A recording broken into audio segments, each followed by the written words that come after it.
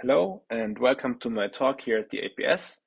This is the online version of my talk. My name is Johannes Cartus and I will be telling you about the interface polymorphism of organic inorganic interface systems and how we aim to control this polymorphism using external electric fields. So perhaps let's just start off and talk about polymorphism itself first. When we take organic molecules and we adsorb them on metal substrates, these organic molecules can arrange in various ways, right? And so they can arrange and form various polymorphs, as we say. And which of these polymorphs you will actually be able to observe will depend on the environmental conditions during deposition. So, for example, pressure and temperature. However, today I would like to introduce another environmental factor into this equation, and that is the electric field. And in particular, I'm interested to see if we can manipulate the polymorphism using the electric field and perhaps even switch between different polymorphs. And in order to investigate this, I took a look at tetracyanoethylene on copper 111. And this system is super interesting because for low temperatures, we can observe the molecules absorbing upright standing, right? So we see standing polymorphs. And when we go to higher temperatures, we can see the molecules absorbing flat lying on the surface. Right? So there's a transition from standing to lying polymorphs with the temperature. At slightly higher temperatures, of course, then there will be no absorption anymore at all. However, these two different polymorphs that form, the standing and the lying ones, they have vastly different properties. So, for example, the work function can differ by over 3 electron volts. And this is why I would be interested to see if I can use the electric field to switch between these two different geometries and perhaps to switch between standing and lying polymorphs. Before going to actual polymorphs, though, it might make sense to consider individual molecules at first to get a better understanding of the physics at play here. So when we apply an homogeneous electric field, it's going to create a linear potential throughout our unit cell. So on the right-hand side, I've shown a simplified version of a unit cell basically, and this is the z coordinate, and you can see there's this linearly increasing potential here. And all charges in the unit cell, they will feel this potential. And by rearranging and moving to areas with less potential, they can reduce their energy, so to speak. However, rearrangement of charges is going to come at a price. This polarization is going to mean that the electrons will have to move out of what would usually be their ground state density, which they're not going to like. So this is going to cost some energy. And therefore, the geometry that will be able to have the lowest energy in this system with the field then will be the geometry that can adapt best to these two constraints and to mediate best between the two.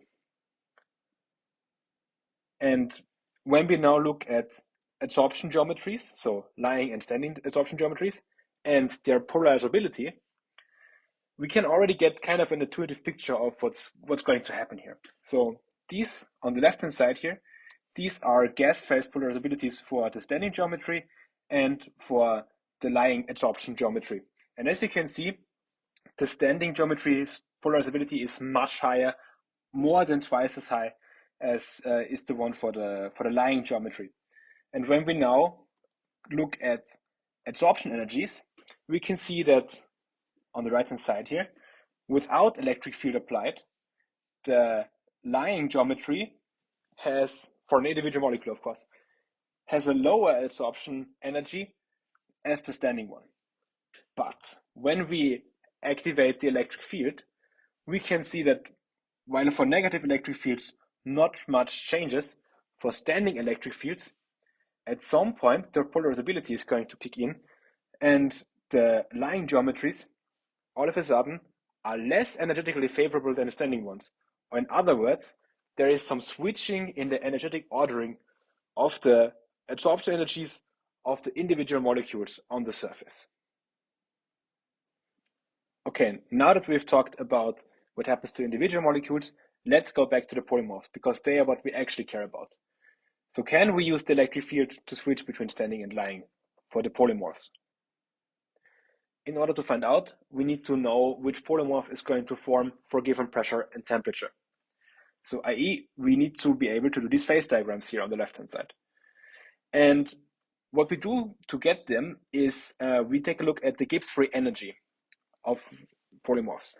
And this Gibbs free energy depends, besides on the pressure and temperature, mainly on the adsorption energy of polymorphs. And we obtain these adsorption energies by predicting them using sample. Sample is a code that is developed by our group, and it's freely available on our homepage. And it uses Bayesian linear regression and some DFT data to predict the adsorption energy of polymorphs. And when we know now the adsorption energy, the pressure, and the temperature, we can calculate the Gibbs free energy for polymorphs. And the polymorph that is then actually going to appear is going to be the one with the lowest Gibbs free energy. Right? So where does the electric field come in now? Well, when we take a look at a specific point of this phase diagram, let's say roughly room temperature and let's say roughly ultra high vacuum. We can now take a look what happens to the Gibbs free energy when the electric field is applied. And in this plot here on the right hand side, I've shown you the Gibbs free energy for the best standing and the best lying polymorphs. And as you can see here, when there is no electric field applied, the lying geometry is slightly ahead of the standing one. However, when we apply an electric field, for negative fields, the ordering doesn't change. But for positive electric fields, you can see that at some point the standing geometry becomes energetically more favorable according to the Gibbs free energy than the lying one. And this essentially means we can observe some switching between standing and lying here. So by now you're probably wondering, what does this mean for the phase boundaries, right? And this is why I've shown you this zoomed in plot here. And it shows the phase boundary between standing and lying just as the plot before. However, now I'm going to add an electric field. And when I apply negative voltages, we can see that the phase boundary is shifted towards lower temperatures. So in other words, the transition temperature between standing and lying is lowered. And when we reverse the direction of the field and apply it in the positive z direction, we can see that we can increase the transition temperature. Now taking a look at a cut through this diagram, for example at roughly ultra high vacuum once again, we can see the extent of this shift.